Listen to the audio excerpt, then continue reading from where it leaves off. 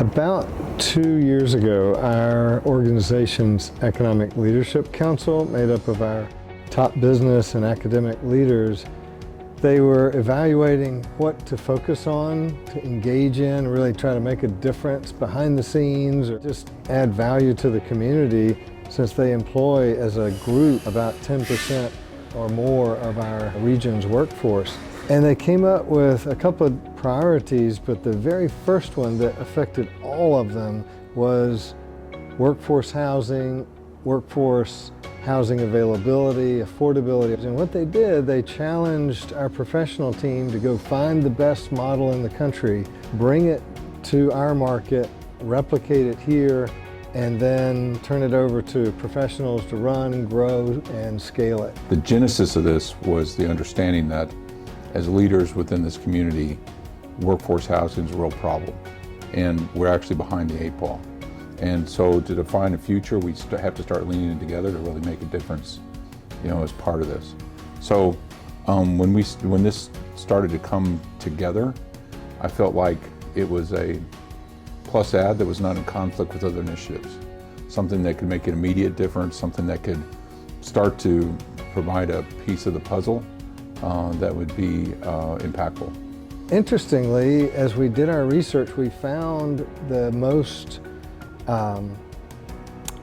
elegant and simple yet very powerful model in Charlotte. Since 2019, Ascent Housing has acquired 13 communities totaling just over 2,300 apartments, which serves around 6,000 residents. We're in the midst of raising our third fund right now, which will preserve another 1,000 units and add another 2,500 residents to that roster. And are really excited about the opportunity to get into Charleston, where we can also raise a fund to do 1,000 units and serve about 2,500 people. Having a tool like this to go out and compete with private equity buyers for those properties, fix them up, but instead of rents precipitously increasing and displacing folks, being able to stabilize rents and then ensure affordability for the next couple decades, we think is one of a couple key solutions to addressing the affordable housing crisis. So this first fund will target 800 to 1,000 total apartment units through the acquisition of 4 to 6 individual communities or apartment complexes. We're fortunate in Charleston to have 4 submarkets of this older multifamily housing stock, where there are at least 2,500 units chopped up into multiple neighborhoods throughout each of the 3 counties. And so the goal is that the fund will sprinkle the acquisitions throughout all 3 counties to keep this effort regional. The housing is meant to support a range of households that can vary from individuals to families, from folks just starting their careers to senior citizens to families with children. Everybody needs housing that's affordable to their income. Due to the economic growth that markets like Charleston have experienced, a lot of great things have happened, but as a consequence, a lot of folks are being priced out from an affordability perspective. And so having a tool like the Social Impact Fund really gives us the ability to go out and compete for properties and stabilize them so that more segments of the population can afford to live, work, and play in the region. I think when you talk to most of our market leaders and employers, it's really one of their #1 challenges, trying to make sure their workforce can live where and near where they work. MUSC is an essential part of this community. I think it would be the only right thing to do, to say we have to also be part of solutions. In many ways we, if you will, contribute to the problem. We see 3 million patients every year in Charleston downtown. We have probably 7,000 nurses and 12,000 employees who come downtown every day. So providing workable workforce housing that's affordable, providing access, things that can help the community function better and more seamlessly, I'm all in.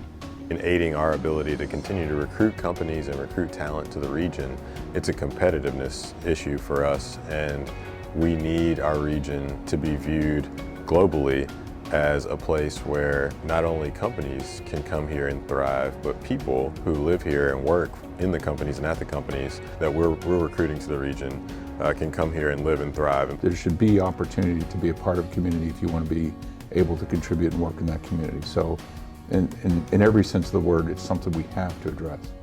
The fund model also helps us help those in the workforce who are in need of housing on a quicker trajectory or timeline, because we're not having to go through a land acquisition. We're not partnering with a developer that has to start from scratch and build and go through a permitting process. The Ascent team will go in and identify properties they can acquire at market rates. They can make the math work because of the returns to the investors being slightly lower than what you would anticipate if it were a pure market rate investment. The math works so that they can immediately renovate these apartment communities and deed restrict them so that folks can pay a lower monthly rent, and these renovations can occur as people move out of apartments. The major renovations occur right as the property is acquired by the fund, and that gets you to a point where you have folks gaining access to a newly renovated apartment on a much shorter timeline than if we were going to build 1,000 new apartments. And that speed to market with workforce housing solutions, I think, is what the business community really hoped for, and I think we have found in this Charlotte model. I think one of the neatest things about the fund is for supportive services and wraparound services at the property level for each of the acquisitions. So think of an on-site, satellite health clinic operated by one of our local health systems. Think of bringing nonprofits on site to provide counseling for job applications, or think of financial institutions coming on site to provide financial literacy clinics and help people open bank accounts. Affordable housing is the backbone of what we do, but these wraparound services are the soul. For us, the foundation of that has lied in having a place-based community health worker or resident services coordinator on site at their properties. The beautiful thing about bringing place-based resources to our apartment properties is that we eliminate the barriers that get in the way of many modest income families. And so by eliminating those logistics, having someone who's built trust and rapport with our residents, we're able to get participation and engagement levels that aren't often seen by folks who do a lot of the supportive service work. And we're able to produce some really transformative outcomes for our residents. Charleston is a special place. I think part of it is that people actually do work together and try to lean in together, even if you're in a different business, different domain, that helps elevate this community. So I think there's a certain community spirit that contributes, in addition to it's the right thing to do.